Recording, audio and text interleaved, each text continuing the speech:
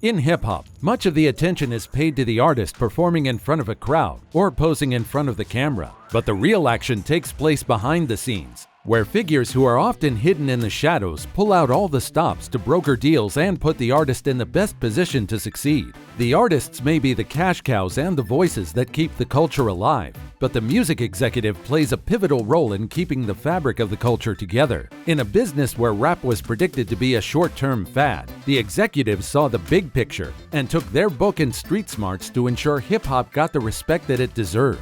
But surviving in that industry needs some inner demons. It's never that easy. Today, we want to highlight some of the known ruthless gangster hip-hop label executives of our generation. But before we begin, if you haven't yet subscribed to our channel, kindly click on that red button so that you can continue enjoying more of our fantastic content. Please give us a like, share the video, and don't forget to turn on the notification bell for timely updates of our weekly uploads. Let's get it on! Number 1. Irv Gotti, Murder Inc. Born in Hollis, Queens, New York on June 26, 1970, Irv Gotti, real name Irving Domingo Lorenzo Jr., Gotti is a big name in the music industry, working as a record producer, record executive, and a DJ. You might be surprised why Gotti starts our coverage, mostly because 50 Cent blindfolded us all into thinking that he was soft. In 2005, the hip-hop music producer and record executive surrendered to federal authorities to face money laundering charges, as prosecutors said he had aided a friend and convicted drug kingpin in concealing more than $1 million in illicit narcotics proceeds. Mr. Gotti's friend, Kenneth McGriff, known as Supreme on the streets of Queens, where he led a drug gang in the 1980s that spread along the eastern seaboard in the 1990s, would simply send bags of cash to Mr. Gotti's label, Murder Inc., on 8th Avenue in Manhattan, prosecutors said. In 2003, the label changed its name to The Inc. and moved to 9th Avenue, continuing to represent stars like Ja Rule and Ashanti. Number 2. Russell Simmons, Def Jam. In January 2020, the filmmaking team behind 2012's Oscar-nominated The Invisible War debuted their latest sexual assault documentary at Sundance Film Festival, On the Record, which details allegations against hip-hop mogul Russell Simmons, who has been accused of sexual misconduct by more than a dozen women, but Simmons has repeatedly denied all allegations. But just 2 weeks before the film's premiere at the high-profile Park City, Utah, executive producer Oprah Winfrey bowed out of the project, citing inconsistencies in the story of one Simmons accuser, ex-Def Jam executive Drew Dixon. As a result, the documentary also lost its intended distributor, Apple TV+, with which Winfrey had a multi-year content partnership. Simmons stepped down from his businesses in 2017 following these allegations and relocated to Bali, Indonesia, which has no extradition treaty with the U.S. The allegations also fall outside the 7-year statute of limitations for sexual assault in New York State, meaning prosecutors cannot pursue criminal charges against him. Number 3. Brian Birdman Williams and Ronald Slim Williams, Cash Money Records.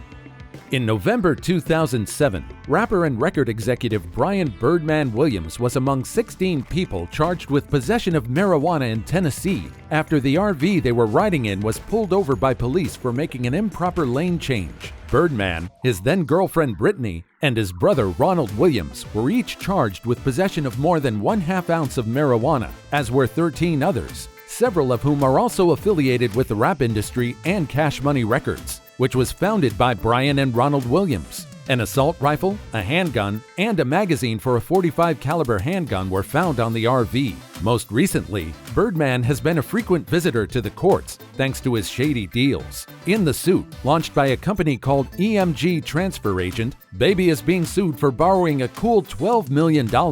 It's alleged that he defaulted on his loan, and the company is seeking $20 million in damages. When he initially took the loan, he put up his Miami mansion as collateral. Number 4. Brian Leech, Polo Grounds Music.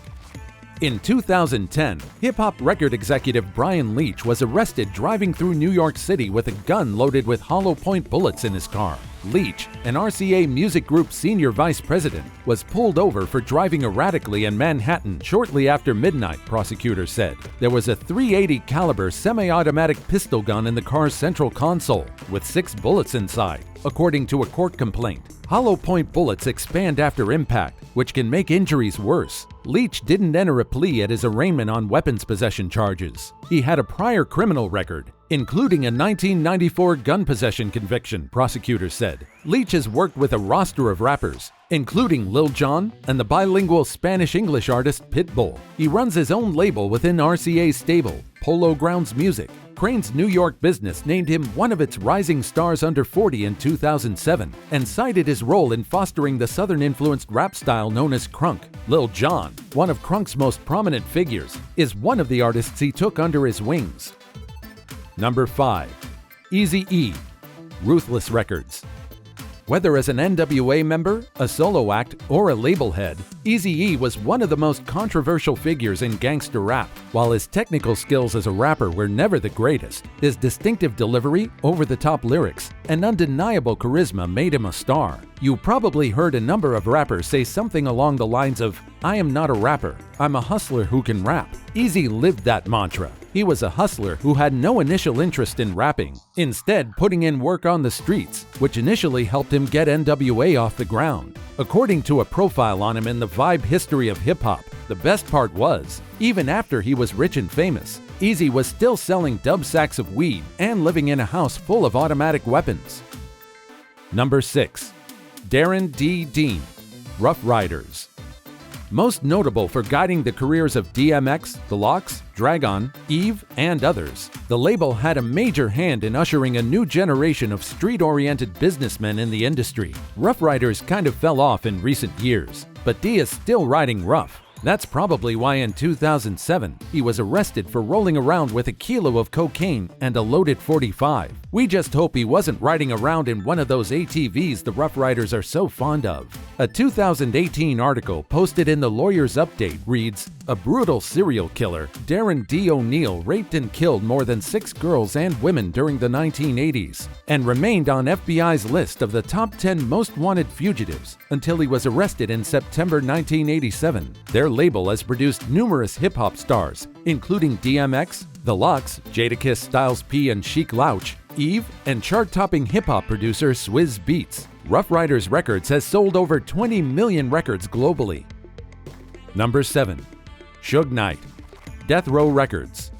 Looking at Death Row Records co-founder Marion Suge Knight's troubles over the years, it's crystal clear that he's undoubtedly one of the most decorated criminals in the rap game. In 1996, Knight was sent to prison for nearly 5 years for badly beating a rival with rapper Tupac Shakur at a Las Vegas, Nevada hotel. The beating came shortly before Shakur was fatally shot. In 2002, he was jailed for violating his probation by associating with gang members in Los Angeles. A year later, in 2003, he went back to jail on a parole violation after punching a parking lot attendant outside a Hollywood nightclub. In 2005, Knight was shot in the leg during an MTV Video Music Awards pre-party in Miami. No arrests were made. In 2014, Knight was charged with robbery involving a camera theft in Beverly Hills. He pleaded not guilty and could face up to 30 years in prison if convicted because of his criminal history. And lastly, in 2015, he was arrested on suspicion of murder in a hit-and-run that killed a man and injured another.